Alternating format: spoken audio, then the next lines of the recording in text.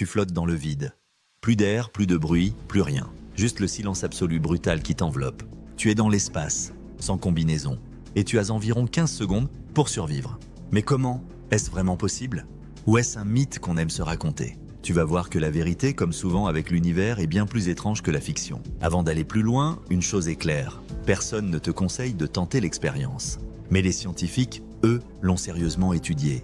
Et certains humains ont déjà frôlé ce scénario, dans des accidents de tests en laboratoire. Alors aujourd'hui, on va décortiquer ce qui se passe vraiment si ton corps est exposé au vide spatial.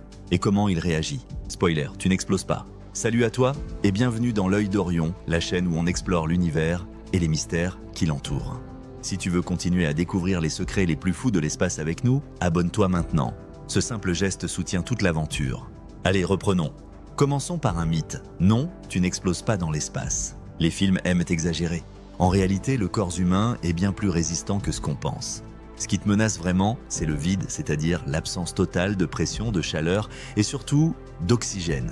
Quand tu es exposé au vide spatial, ton premier réflexe serait probablement de retenir ta respiration. Mauvaise idée. Très mauvaise idée. Pourquoi? Parce que dans un environnement sans pression, l'air dans tes poumons va vouloir se dilater brutalement. Et si tu le retiens, tu risques une rupture des alvéoles pulmonaires, autrement dit, une explosion interne. Tu dois donc expirer immédiatement, autant que possible, et ne pas paniquer. Mais ensuite, que se passe-t-il? Tu entres dans ce que les chercheurs appellent une décompression explosive, mais pas au sens hollywoodien. Le sang dans ton corps ne bout pas, malgré l'absence de pression, car il est contenu sous tension dans les vaisseaux. En revanche, l'eau contenue dans tes tissus commence à s'évaporer. Pas assez pour te transformer en ballon, mais suffisamment pour que ton corps gonfle légèrement, notamment au niveau des mains, des pieds et du visage. Et puis, très vite, tu perds connaissance. Pourquoi? Parce que l'oxygène ne circule plus jusqu'à ton cerveau. En moyenne, tu peux rester conscient entre 10 et 15 secondes. C'est là ta seule fenêtre de survie. Passé ce court délai, tu t'évanouis. Ton cerveau commence à souffrir du manque d'oxygène. Mais tu n'es pas encore mort. Il faut comprendre que la mort ne survient pas immédiatement. Ton cœur continue à battre un moment, même si ton sang n'est plus oxygéné. Tu pourrais tenir entre 1 et 2 minutes avant qu'un arrêt cardiaque ne se produise, mais à condition d'être très chanceux et rapidement récupéré. Et c'est là que ça devient fascinant. Si quelqu'un te ramène dans une atmosphère pressurisée dans ce délai et qu'on te donne de l'oxygène immédiatement, tu peux t'en sortir sans séquelles permanentes. C'est d'ailleurs arrivé. En 1965, Jim Leblanc, un technicien de la NASA, a été victime d'un accident dans une chambre de vide lors d'un test de combinaison spatiale. Sa combinaison a subi une fuite et il a été exposé à une pression quasi nulle. En 12 secondes, il a perdu connaissance. Heureusement, il a été répressurisé juste à temps. À son réveil, il a déclaré que la dernière chose dont il se souvenait, c'était la salive sur sa langue qui commençait à bouillir. Oui, littéralement. Un témoignage glaçant. Autre effet instantané, tes yeux ne gèlent pas, mais ils se dessèchent très vite. Et tu perds l'ouïe, car sans air, les vibrations sonores ne peuvent plus se propager. Tu es dans le silence complet. Ce qui est presque plus angoissant que la mort en elle-même. Et puis, il y a la température. Tu t'attends à geler instantanément? Pas si vite. Le vide spatial est extrêmement froid, c'est vrai. Mais comme il n'y a pas de matière pour transférer la chaleur, la perte de chaleur se fait très lentement par rayonnement. Donc non, tu ne deviens pas un glaçon en quelques secondes. En revanche, les parties exposées au soleil risquent plutôt de brûler, littéralement. Car sans atmosphère pour te protéger, tu reçois directement les rayons UV et les radiations solaires. Et c'est là tout le paradoxe. Dans l'espace, tu peux avoir très froid et très chaud, en même temps, selon l'orientation de ton corps. Ce qu'il faut aussi savoir, c'est que les astronautes sont formés à ce genre de scénario, même s'ils restent ultra rares. Une fuite de combinaison, une éjection accidentelle ou un impact de débris spatial, tous ces cas sont envisagés. Et les combinaisons modernes, comme celles de la NASA ou de SpaceX, sont conçues pour résister quelques instants à des défaillances. Mais la vérité, c'est que si tu es éjecté dans l'espace sans protection, tu n'as quasiment aucune chance de survivre plus de 2 minutes. Ce qu'on appelle survivre 15 secondes, ce n'est pas survivre à long terme. C'est la fenêtre microscopique pendant laquelle tu restes conscient et donc éventuellement récupérable. Ce scénario, aussi improbable qu'il soit, continue de fasciner les scientifiques parce qu'il interroge nos limites biologiques, ce que notre corps peut vraiment endurer et ce qu'on peut apprendre de ces expériences pour préparer les futurs voyages spatiaux, sur Mars ou plus loin encore. Tu l'as compris, survivre dans l'espace, même pour quelques secondes, n'a rien à voir avec les explosions de films ou les gels instantanés. Mais ce que tu ne sais peut-être pas encore, c'est à quel point les scientifiques ont pris ce danger au sérieux depuis des décennies.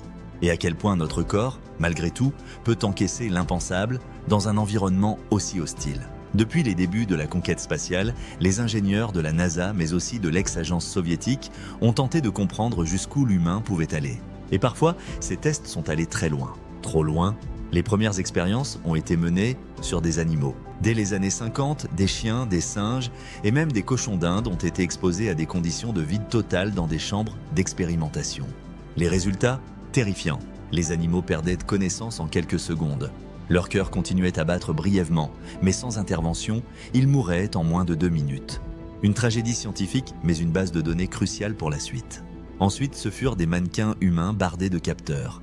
Puis, comme on l'a vu, des techniciens comme Jim Leblanc ont, parfois malgré eux, testé les limites du corps humain face au vide. Les ingénieurs en ont tiré des leçons qui servent encore aujourd'hui. Les combinaisons doivent maintenir une pression d'environ 0,3 bar pour assurer une survie minimale et les systèmes de sécurité doivent permettre une répressurisation ultra rapide. Mais malgré toutes les précautions, certaines tragédies ont marqué l'histoire. En 1971, les 3 cosmonautes de la mission soviétique Soyouz 11 sont morts dans l'espace. Lors du retour sur Terre, une soupape s'est ouverte par erreur, provoquant une dépressurisation rapide de la capsule. Les 3 hommes ont perdu connaissance en moins de 20 secondes. Quand la capsule a atterri, les secouristes ont ouvert la trappe et trouvé les corps sans vie. C'est la seule fois à ce jour où des humains sont morts dans l'espace lui-même et non pendant un lancement ou un retour. Cet événement a marqué un tournant. Les Russes ont ensuite imposé le port des combinaisons pressurisées pendant toutes les phases critiques du vol, une règle déjà appliquée par la NASA. Ce que ces drames nous enseignent, c'est que le vide spatial ne pardonne aucune erreur, mais aussi que l'idée d'une survie temporaire, même brève, est scientifiquement exacte. Aujourd'hui encore, les astronautes s'entraînent dans des chambres hypobares, où la pression est réduite à des niveaux proches de ceux qu'on trouve à 35 km d'altitude. Ce n'est pas le vide spatial, mais ça s'en rapproche. On les entraîne à réagir vite, expirer, alerter, enclencher les secours. Ces exercices leur sauvent peut-être la vie un jour. Et justement, parlons de ce qu'il ne faut surtout pas croire à propos de l'espace. Non, tu n'exploses pas. Comme on l'a dit, le corps humain est plutôt solide. Tu gonfles légèrement, ta peau devient tendue, mais tu restes entier. Non, tu ne gèles pas immédiatement. Comme il n'y a pas d'air pour évacuer la chaleur, la perte est très lente. Tu peux même cuire d'un côté si tu es face au soleil. Non, ton sang ne bout pas. Mais l'eau dans ta bouche, elle, peut s'évaporer. Et ça suffit à te traumatiser à vie. Oui, tu perds connaissance en 10 à 15 secondes. Et au-delà, si personne ne t'aide, tu meurs. Mais voici le point le plus fou. Même après 30 secondes dans le vide, certaines expériences animales ont montré qu'une réanimation rapide pouvait fonctionner. Le cerveau humain peut endurer une brève privation d'oxygène sans être détruit si la circulation est rétablie rapidement. En clair, la porte n'est jamais totalement fermée. Imagine alors un futur proche. Des stations orbitales, des colonies lunaires ou des missions martiennes.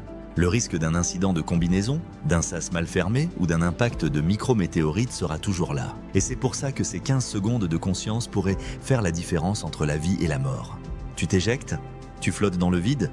Si tu ne paniques pas, que tu expires à temps, que tu actives une balise et que ton équipe est réactive, tu as une chance. Petite mais réelle. Et ce simple fait change tout. Il rappelle que l'être humain, malgré son extrême fragilité face à l'univers, possède aussi une résilience extraordinaire. Une capacité à endurer l'indescriptible, à repousser ses limites, même à des centaines de kilomètres de la Terre, là où aucun son ne t'entend crier. Tu veux un chiffre fou pour finir? À l'heure où tu regardes cette vidéo, plus de 3000 satellites tournent autour de la Terre et des centaines d'humains ont déjà flotté dans le vide, attachés à un bras robotique ou à un câble, à quelques centimètres du néant. Tous savent que s'ils se détachaient, une course contre la montre de 15 secondes commencerait. Et malgré cela, ils le font. Chaque jour. Pour la science, pour l'exploration, pour le rêve.